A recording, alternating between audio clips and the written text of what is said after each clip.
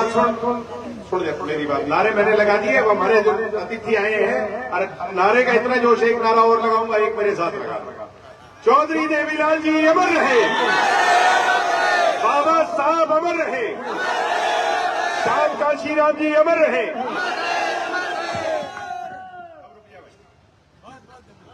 बहुत बहुत धन्यवाद भाई दिग्विजय जी।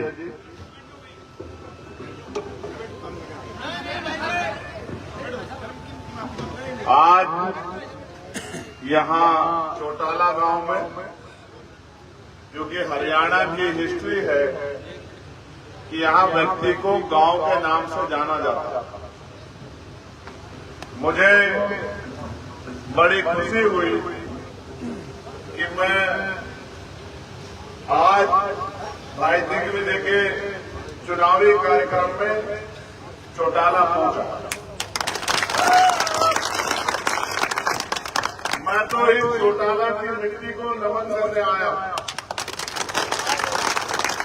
इसलिए नमन करने आया हूं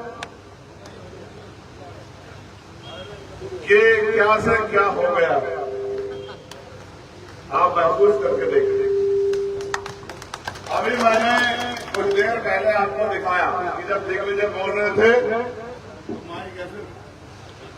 और जब मैं बोल रहा था या मैं बोल रहा हूं तो माइक ऐसे देखो मिनटों में कैसे कर रहे। वो दिन था हमारे बड़े चौधरी रणजीत सिंह जी यहां बैठे हुए, और मैं इस बात को बताने से पहले डॉक्टर बाबा साहब अम्बेडकर को नमन करता हूं, मान्यवर काशीराम जी को नमन करता हूं, मान्यवर दीना राणा साहब को नमन करता हूं, और जननायक चौधरी देवीलाल जी को भी नमन करता हूं। मेरी बात में चौटाला के लोगों जरा गौर करना। एक समय था कि उत्तर भारत की नहीं, देश की राजनीति को हरियाणा से और हरियाणा में जन्मे चौटाला गांव में जन्मे चौधरी देवीलाल जी लीड करते थे कि दिल्ली की गद्दी में कौन बैठेगा। जब उन्होंने मोर्चा लिया, किसान कमेरों की लड़ाई को आगे बढ़ाया, तो इधर पंजाब में प्रकाश जी और मेरे गुरु मान्यवर काशीराम साहब ने इस लड़ाई को, वैचारिक लड़ाई को भाईचारा बना के आगे बढ़ाया। मैं तो उस मिट्टी को नमन करने आया कि जहां से देश की राजनीति चलती थी, आज वहां क्या से क्या हो गया। एक समय था कि देश के बड़े बड़े सूबों में मुख्यमंत्री कुर्सी पर कौन बैठेगा, इसके फैसले इस धरती पर जन्मे चौधरी देवीलाल जी लेते थे, उनके सहयोगी लेते थे। और आज हरियाणा में मुख्यमंत्री कौन बनेगा, अगर इसमें भी चौटाला गांव का और इस परिवार का हस्तक्षेप ना हो, तो आपको सोचना चाहिए कि आप कहां से चले थे और कहां पहुंचे। आप महसूस करके देखो कि आज दिल्ली में बैठे लोग तय करते हैं कि हरियाणा की कुर्सी पर 10 साल कौन बैठेगा, आराम से 9.5 साल कौन बैठेगा, और आखिरी 6 महीने कौन बैठेगा। टिकट वहां से तय होते हैं, मंत्री पद वहां से तय होते हैं। आप जो बजट तैयार करते हैं टैक्स देके, उस बजट पे दोनों राष्ट्रीय पार्टी की निगाह होती है कि कौन हमारा ऐसा आदमी बैठे जो हरियाणा के नौजवानों के हिस्से का पैसा, जो हरियाणा के किसानों के हिस्से का पैसा, जो हरियाणा की बेटियों के, बेटों के, माओ के हिस्से का पैसा वहां की तिजोरी से निकाल के दिल्ली में हमारी तिजोरी में पहुंचा।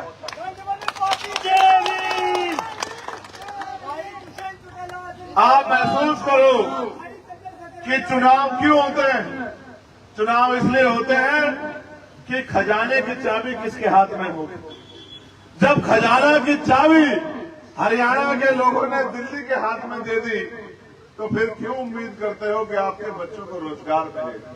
फिर क्यों उम्मीद करते हो कि अच्छे स्कूल, कॉलेज, यूनिवर्सिटियां बनेंगे, अच्छे हॉस्पिटल बनेंगे?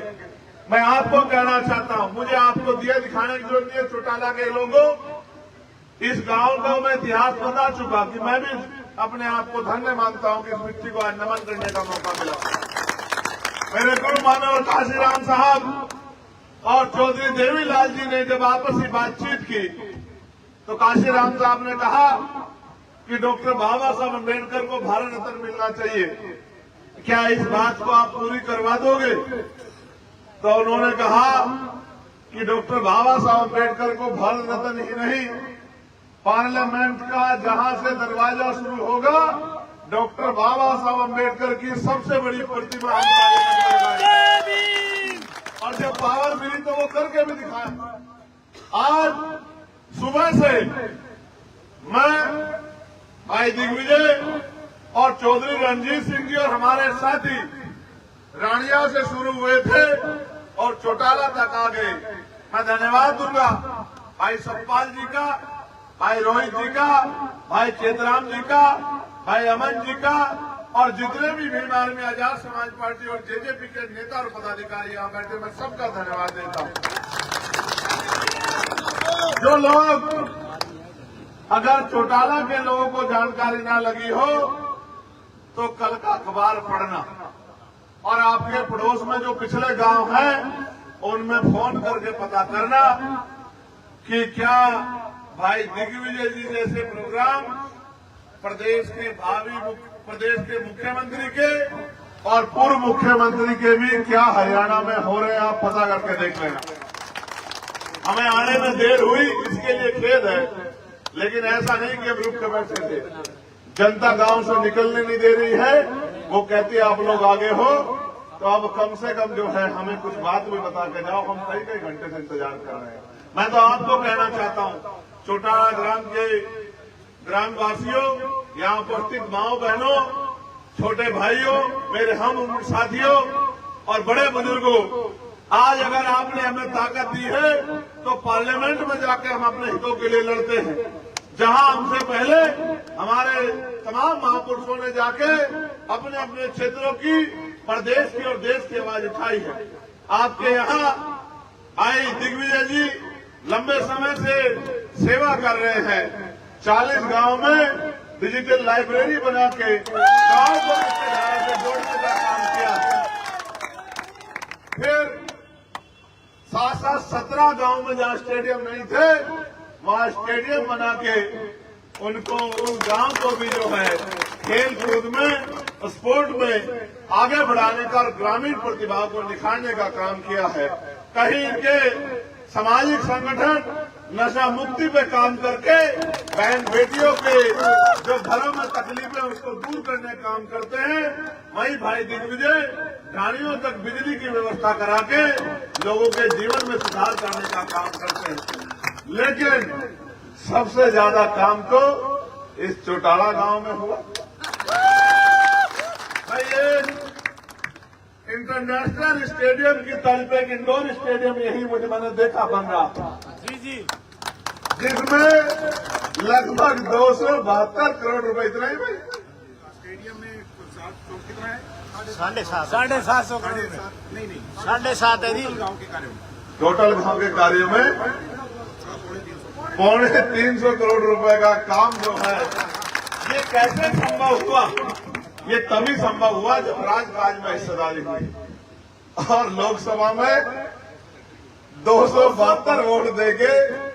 अब ये भी इन 272 लोगों का भी मैं धन्यवाद करता हूं कि आपने 272 लोगों ने इनमें विश्वास और आस्था दिखाई। तो एक वोट एक हिसाब से कैलकुलेशन करे तो लगभग 1.25 करोड़ रुपए का बैठा।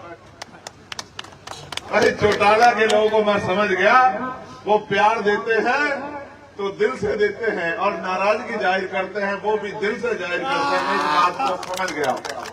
लेकिन मैं इस बार आपसे कहना चाहता हूं कि भाई चलिए, आपने पिछली बार नाराजगी दिखाई, लेकिन अब क्योंकि नाराजगी अपनों से होती है, आपका अपना बहादुर साथी, आपका इस गांव का पोता, बेटा, भतीजा भाई दिग्विजय चौटाला मैदान में है और वो आपसे मदद मांगने के लिए आए हैं और मैं उनकी मदद के लिए यहाँ आया हूँ।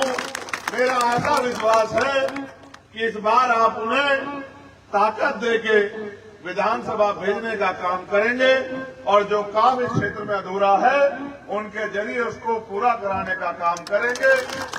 और चौधरी देवीलाल जी का, मान्यवर काशीराम साहब का जो किसान था मेरे का, मैंने नजदीक से चौधरी देवीलाल जी को नहीं देखा, मैंने उनको पढ़ा, मैंने किस्से कहानियों में और वोट क्लब पे उनकी बड़ी बड़ी रैलियां भी देखी जब वो सरकार से, आपकी ताकत से झुकाने का काम सरकार को करते थे।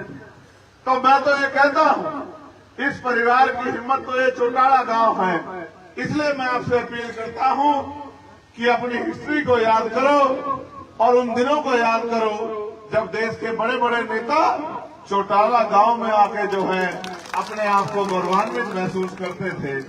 जिस तरह मैंने शुरू में कहा था कि कहां से चले और कहां आ गए, अपनी ताकत को समझो, एकजुट होकर भाई दिग्विजय चौटाला जी को आशीर्वाद दो और इनको आपकी सेवा करने का मौका दो कि ये सेवा करें और ताऊ देवीलाल जी के अधूरे सपने को पूरा करने का काम करें।